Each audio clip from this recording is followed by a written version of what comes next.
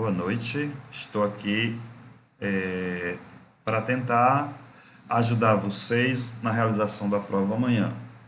Vou trazer aqui algumas orientações sobre a prova e fazer um pedido que vocês leiam a prova com atenção e faça apenas quando realmente tiver certeza para poder enviar, né? Você faz a questão e enviar, né?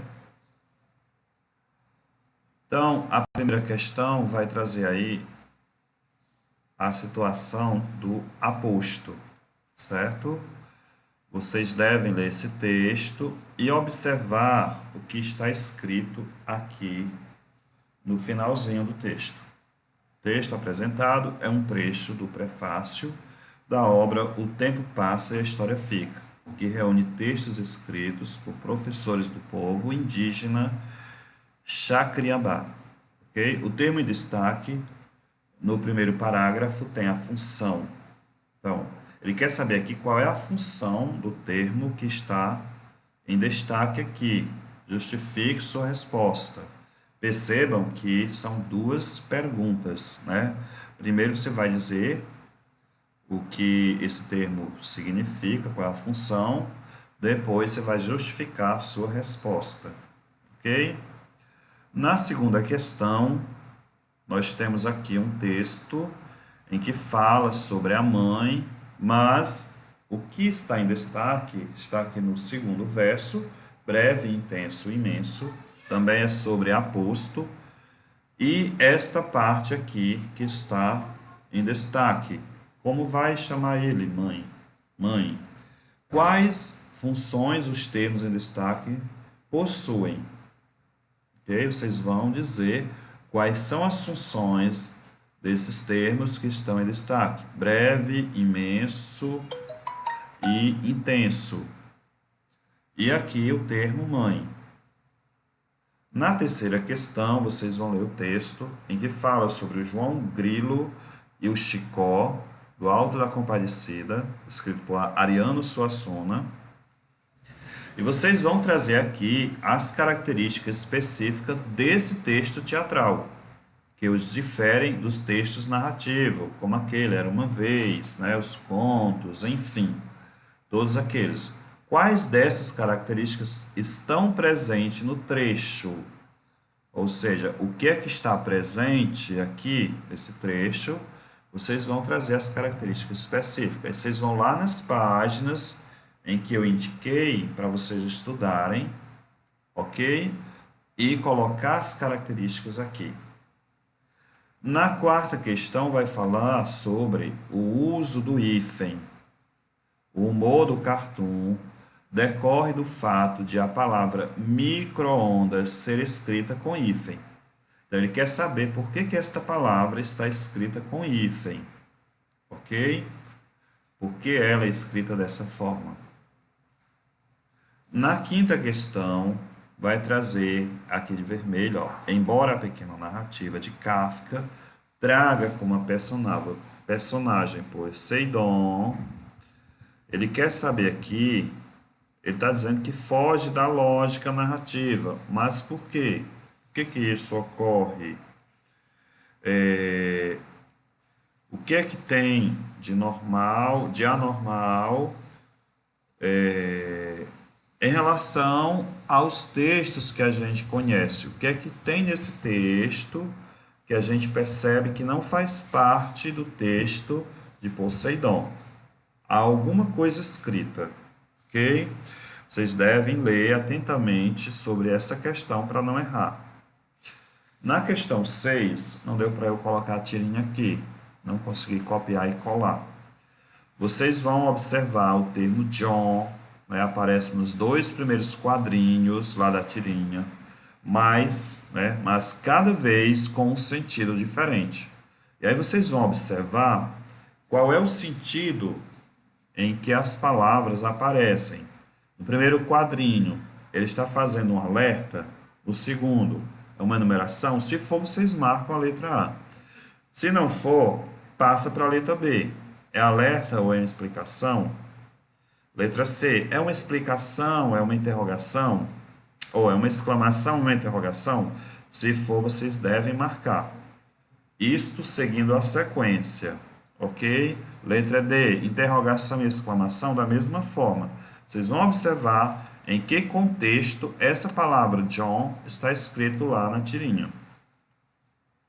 Na questão 7, nós vamos trabalhar aquela questão da composição das palavras.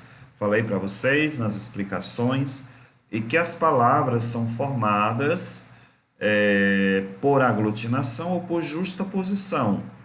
Expliquei este conteúdo na última aula. Planalto, petróleo, beija-flor, guarda-sol, planalto.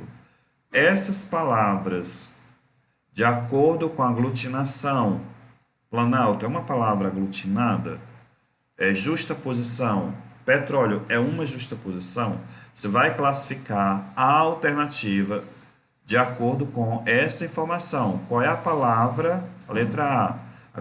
Planalto é aglutinada? Petróleo é justaposição? Seguindo a ordem, ok?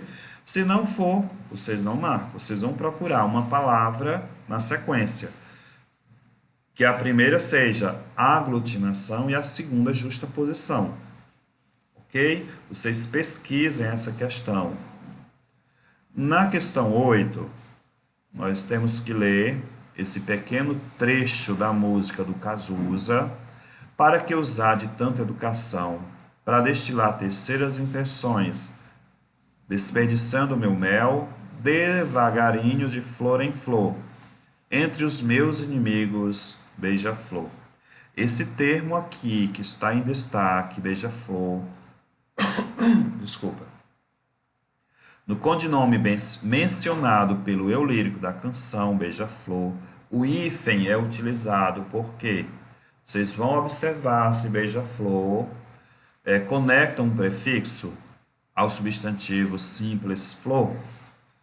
Aí vocês percebam que aí a gente não estudou substantivo simples.